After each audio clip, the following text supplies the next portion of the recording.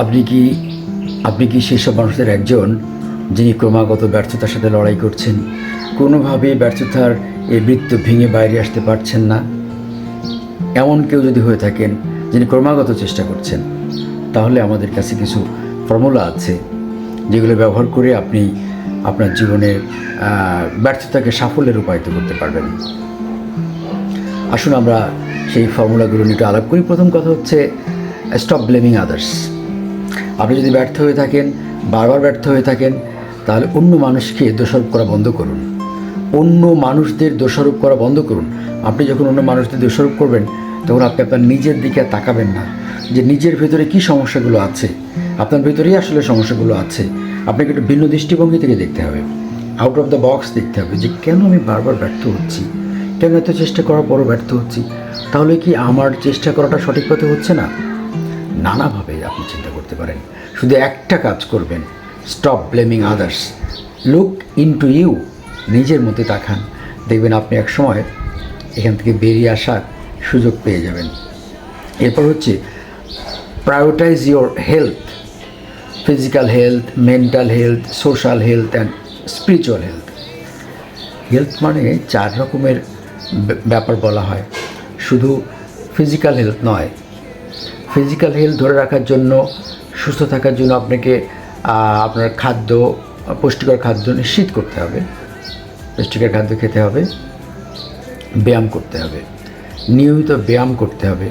আর নিয়মিত ব্যায়াম যখন করতে থাকবেন, তখন আপনার শরীরে এক ধরনের হ্যাপি হরমোন নিঃসৃত হবে, যার ফলে আপনি সুখী বোধ করবেন।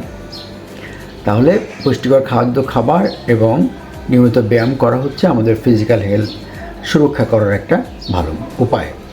2 নম্বর হচ্ছে মেন্টাল হেলথ। এই মেন্টাল হেলথ আপনি কীভাবে চর্চা করবেন, রক্ষা করবেন? বই পড়তে হবে, ভ্রমণ করতে হবে, প্রার্থনা করতে হবে, আপনি সিনেমা দেখতে পারেন, প্রকৃতির মধ্যে যেতে পারেন, গান শুনতে পারেন। এই নানা উপায়ে আপনাকে কিন্তু আপনার মানসিক স্বাস্থ্যটা ভালো রাখতে হবে। আপনি যদি মানসিক স্বাস্থ্য ব্যাপারে সচেতন না হন, তাহলে এই মুহূর্ত থেকে আমাদের অনুরোধ রইল আপনি মানসিক স্বাস্থ্য সম্পর্কে ভাববেন এবং এটাকে ভালো রাখার জন্য চেষ্টা করবেন। এরপর সে সোশ্যাল হেলথ। সোশ্যাল হেলথ মানে মানুষ তো একা বাস করতে পারে না, তাই না? অন্য মানুষদের সহযোগিতা নিয়ে আমাদের পথ চলতে হয়। অন্য মানুষেরা কখনো কখনো আমাদের সহযোগিতা পায়। একটা সোশ্যালাইজেশন, সামাজিকীকরণ প্রক্রিয়ার মধ্য দিয়ে আমাদের থাকতে হয়, আমাদের যেতে হয়, এবং একটা সোশ্যাল নেটওয়ার্ক আমাদের গড়ে তুলতে হবে। সেই সমস্ত সোশ্যাল নেটওয়ার্কে বিভিন্ন প্রোগ্রাম থাকলে প্রোগ্রামে অংশগ্রহণ করা। এইভাবে আমরা আমাদের সামাজিক স্বাস্থ্যটা ধরে রাখতে পারি, ভালো রাখতে পারি। আরেকটা হচ্ছে স্পিরিচুয়াল হেলথ। স্পিরিচুয়াল হেলথ মানে তো বুঝতে পেরেছেন, দেয়ার ইজ অ্যান অলমাইটি। সে অলমাইটির কাছে প্রার্থনা করা, আমাদের জীবনের সমস্ত দুঃখ, বেদনা, কষ্ট, আনন্দ যা কিছু আছে সে মহান সৃষ্টিকর্তাকে জানানো এবং তার সাহায্য কামনা করা। এটা হচ্ছে স্পিরিচুয়াল হেলথ। তাহলে আপনার স্বাস্থ্য সম্পর্কে আপনাকে সচেতন থাকতে হবে। আর 3 নম্বর যে বিষয়টা আছে, এটা খুবই গুরুত্বপূর্ণ, খুব বেশি গুরুত্বপূর্ণ। Break out your comfort zone. Break out your comfort zone. পৃথিবীর প্রতিটা মানুষ আমরা একটা কমফোর্ট জোনের মধ্যে থাকতে পছন্দ করি। কমফোর্ট জোনটা কি? আপনি যেখানে বাস করছেন সেটা আপনার কমফোর্ট জোন। আপনার বন্ধুবান্ধব, পরিচিত মানুষ যেখানে থাকে সেটা আপনার কমফোর্ট জোন। কমফোর্ট জোন, আপনি ম্যাথামেটিক্সে ভালো, ম্যাথমেটিক্স আপনার কমফোর্ট জোন। আপনি ইংরেজিতে খারাপ, ইংরেজিটা আপনার ডিসকমফোর্ট জোন। এখন এই কমফোর্ট জোন থেকে বেরিয়ে আসতে গেলে আপনাকে যেটা করতে হবে সেটা হচ্ছে, আপনি যদি ইংরেজিতে খারাপ হন, তাহলে সিদ্ধান্ত গ্রহণ করতে হবে যে আমি ইংরেজি শেখা শুরু করছি।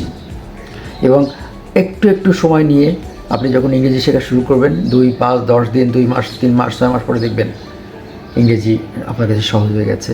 তখন ইংরেজিটা আপনার কমফোর্ট জোনে চলে আসবে। আপনি কম্পিউটার প্রোগ্রামিং নিয়ে কাজ করছেন, স্ট্রাগল করছেন, ভালো লাগছে না, ডিসকমফোর্ট জোন।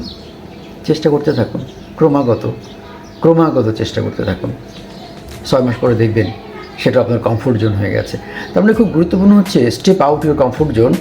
সেখান থেকে বেরিয়ে এসে আপনাকে বা আমাদেরকে যেটা করতে হবে সেটা হচ্ছে সেই ডিসকমফোর্ট জোনে নিয়ে কাজ করতে হবে।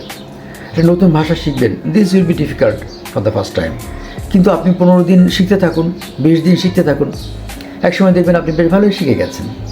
এইভাবে আপনার ডিসকমফোর্ট জোনগুলোকে আপনার কমফোর্ট জোনে পরিণত করতে হবে আপনার সাফল্যের জন্য। এরপর stay open to new experience or anything learning. নতুন কোনো কিছু শেখার জন্য আপনাকে নিজের মনকে উন্মুক্ত রাখতে হবে। ওপেন টু ইয়োর মাইন্ড, নিজের মনকে উন্মুক্ত রাখতে হবে। 2 রকমের মন আছে, একটা হচ্ছে গ্রোথ মাইন্ডসেট, আর একটা হচ্ছে ফিক্সড মাইন্ডসেট এবং গ্রোথ মাইন্ডসেট। তো এই ফিক্সড মাইন্ডসেট যারা আছেন তারা কিন্তু আর উন্নতি করতে পারবেন না। Growth mindset, stay open to mind to learn many things. যা কিছু আছে শেখার জন্য, নতুন কিছু শেখার জন্য, নতুন কিছু এক্সপেরিয়েন্স করবার জন্য আপনার মনটা যেন উন্মুক্ত থাকে। আর সর্বশেষ যেটা বলা দরকার সেটা হচ্ছে স্মার্ট গোল নির্ধারণ করতে হবে। SMART, স্মার্ট গোল নির্ধারণ করতে হবে। স্মার্ট গোলকে যদি আমরা একটু এলাবোরেট করি তাহলে আসবে স্পেসিফিক। আপনি কি চাচ্ছেন আগামী 6 মাসের মধ্যে সেটাকে স্পেসিফিক করতে হবে। আগামী 1 বছরের মধ্যে আপনি কি চান সেটাকে স্পেসিফিক করুন। এমতে মেজারেবল, সেটা যেন মেজার করা যায়। আপনি যেটা চাচ্ছেন সেটা যেন মেজার করা যায়। এতে অ্যাচিভেবল, আপনি যে লক্ষ্য দিচ্ছেন সেটা যেন অ্যাচিভ করা যায়। মানে খুব অলিক যদি কোনো আপনি লক্ষ্য দিয়ে ফেলেন সেটা তো আপনি অ্যাচিভ করতে পারবেন না। সুতরাং আপনি যে লক্ষ্যটা দিচ্ছেন সেটা যেন অ্যাচিভ করা যায় সে ব্যাপারে আপনাকে সতর্ক থাকতে হবে। আর রেলিভেন্ট, মানে প্রাসঙ্গিক হতে হবে। আপনি একজন ছাত্র হয়তো মেডিকেল কলেজে ভর্তির জন্য লড়াই করছেন, অথবা আপনি একজন ছাত্র যিনি BCS পরীক্ষার জন্য লড়াই করছেন। আপনি যদি ক্রিকেট খেলার জন্য কাজ করতে থাকেন তাহলে তো আপনি সাফল্য পাবেন না। তার মানে আপনার যেখানে সাফল্য পেতে চান সেই রেলিভেন্ট ফিল্ড থাকতে হবে। ফাইনালি টি হচ্ছে টাইম বাউন্ড। প্রত্যেকটা অর্জনের জন্য আপনাকে একটা সময় নির্দিষ্ট করতে হবে যে এই সময়ের মধ্যে আমি কাজটি করতে চাই এবং করতে পারবো। সময় নির্দিষ্ট করা ছাড়া কিন্তু আমরা সাফল্য ভালোভাবে অর্জন করতে পারবো না। তো এটা আমাদের বক্তব্য যে আপনি যদি ব্যর্থতার বৃত্তের মধ্যে আটকে গিয়ে থাকেন, সেখান থেকে বেরিয়ে আসবার জন্য লড়াই করছেন, চিন্তা করছেন, তাহলে আমাদের এই পরামর্শগুলো আপনি গ্রহণ করতে পারেন। প্রথমটা আমরা বলেছিলাম স্টপ ব্লেমিং আদার্স, অন্যদেরকে ব্লেম করা, দোষ দেওয়া বন্ধ করতে হবে। তারপর হচ্ছে প্রায়োরিটাইজ ইউর হেলথ, স্বাস্থ্য, শারীরিক স্বাস্থ্য, মানসিক স্বাস্থ্য, সামাজিক স্বাস্থ্য এবং আধ্যাত্মিক স্বাস্থ্য, এ বিষয়ে সতর্ক থাকতে হবে এবং চর্চা করতে হবে। Break out your comfort zone, আপনার কমফোর্ট জোন থেকে বেরিয়ে আসতে হবে এবং নতুন নতুন ক্ষেত্র উন্মুক্ত করতে হবে। Stay open to learn anything, and finally set a smart goal.